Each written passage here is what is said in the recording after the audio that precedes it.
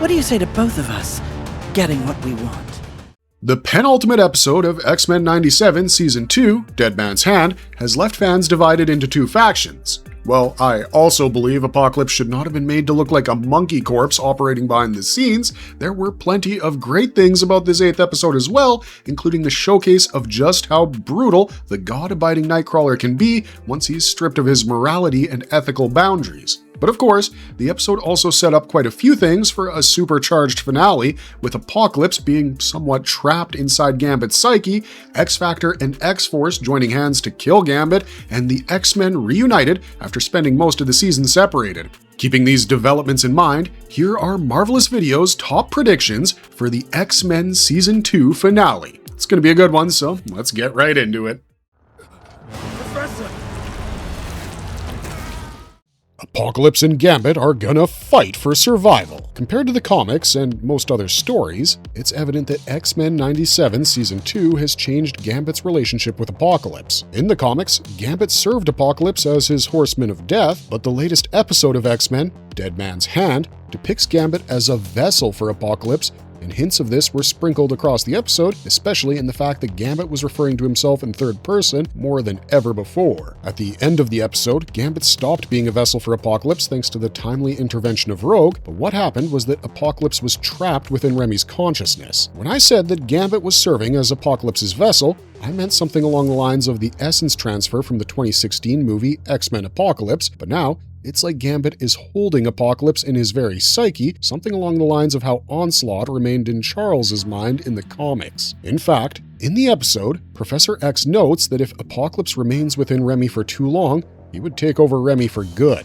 Naturally, this means the two of them will be fighting for control of Remy's body. Now, you and I both know that Gambit has some serious plot armor, but so does Apocalypse. I mean, his whole deal is being an immortal son of a bitch who just won't stay dead. But as far as X-Men Season 2 is confirmed, I think Apocalypse will be the obvious casualty here, and more so because Gambit now has the full support of his teammates and Rogue, who, despite being a terrible girlfriend for a while there, has decided not to leave Remy's side now.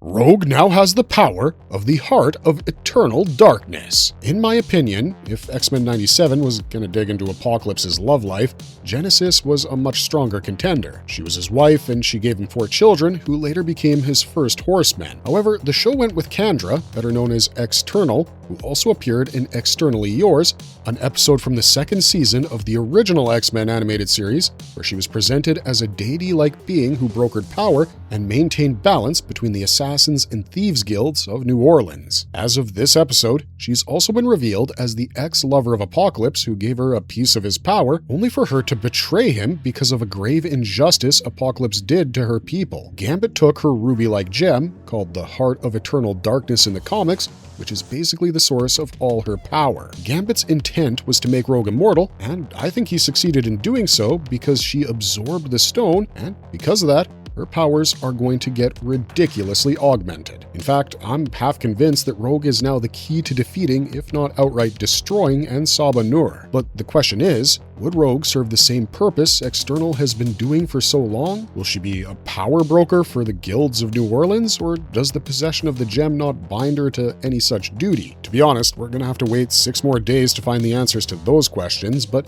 before we move on to the next point, I just want to reiterate that Rogue will be absolutely monumental in the destruction of Apocalypse.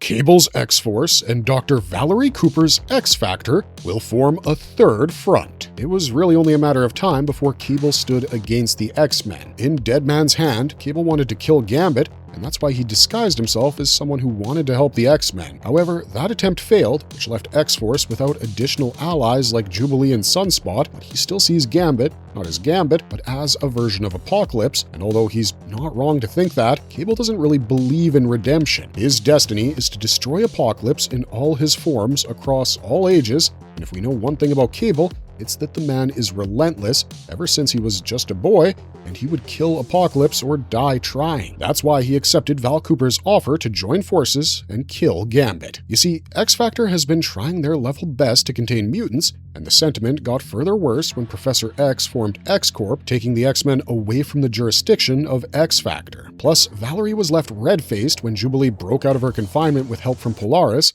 and not only that, She also freed all the captive mutant children, which was a slap in the face for Cooper. At this point, Val and X-Factor have been just looking for a reason to go after the X-Men, and now they have the perfect pretext. A global threat is a good enough reason for any arm of the US government to go beyond the limits placed by jurisdiction, so X-Force and X-Factor are gonna go to the X-Corp base and launch a serious attack. This means that the X-Men not only have to fight the threat of Apocalypse within Gambit, but also these new enemies.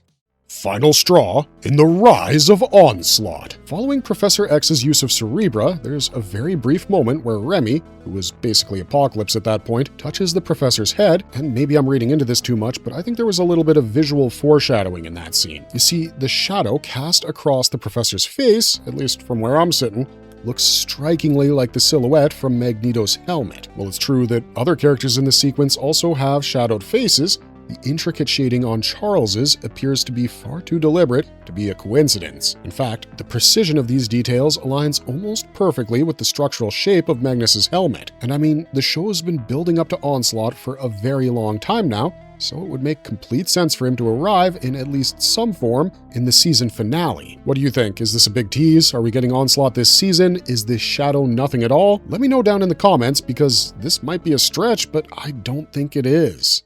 Scott Apocalypse might be coming to town. In the comics, Scott and Jean took a temporary retirement, but eventually returned to the X-Men after Storm asked for their help. She had become concerned about Professor Xavier's mental health because he appeared to have lost control. However, Xavier had actually faked the entire decline after he sensed a traitor within the team. That traitor turned out to be a Skrull who had replaced Wolverine as part of Apocalypse's plan. Meanwhile, Apocalypse sought absolute power through a mutant group known as the 12. This was a group of mutants that included Scott, Phoenix, Iceman, Professor X, Storm, Magneto, the Living Monolith, Bishop, Polaris, Sunfire, Mikhail Rasputin, Nate Gray, and Cable. Apocalypse intended to drain their combined energies and then take Nate Gray's body as his new vessel. As Scott's teammates fell around him, he lost his power but still managed to save Nate. However, his rescue came at a terrible cost because Scott merged with Apocalypse instead. Jean sensed Scott's mind trapped inside their shared body and stopped the X-Men from destroying Apocalypse. Most of the team believed Scott had died, but Jean and Cable refused to accept it. Cable then joined the X-Men to honor his father. During Scott's absence, Cable traveled to the end of time and discovered his sister, Rachel Summers, alive and young. The Phoenix Force had abandoned her there, so Cable returned her to the present. Rachel asked him to keep her survival secret while she tried to rebuild her life. And as it turns out, Jean and Cable had been right about Scott. His psyche had survived the merger, and the amnesiac Cyclops eventually awoke in Egypt with control over Apocalypse's body. After they heard rumors that Scott remained alive, Jean and Cable traveled to Aqaba, Egypt, which was Apocalypse's birthplace. They found Scott there, and Jean forced Apocalypse out of his mind and body. Cable then shattered Apocalypse's essence. With help from Jean and his adopted family, Scott finally returned to the X-Men. He later stepped away for a brief period of recovery and used that time to reconcile with his father. So Apocalypse had tried to steal a new body, but he ended up trapped inside Cyclops and destroyed by Scott's own family. Now, there's a huge possibility that Scott or some other X-Man merges with Apocalypse. We're talking about the possibility of some other X-Man because the show has been diverging slightly from the comics it's been adapted from. That said, you could argue that this whole merger thing has already happened with Remy and Rogue, who's the one who helped him, but we know Apocalypse won't be that easy to kill, so my guess is he ends up hopping into at least one more body before the end. Either way, we'll know for sure in 6 more days because that's all we got for this one, guys. If you enjoyed this video, please consider hitting those like and subscribe buttons. That's the best way to get more videos like this delivered right to your feed, and it helps us tremendously in making more of these marvelous videos. Otherwise, stay safe out there. Thanks for watching, and we'll see you next time.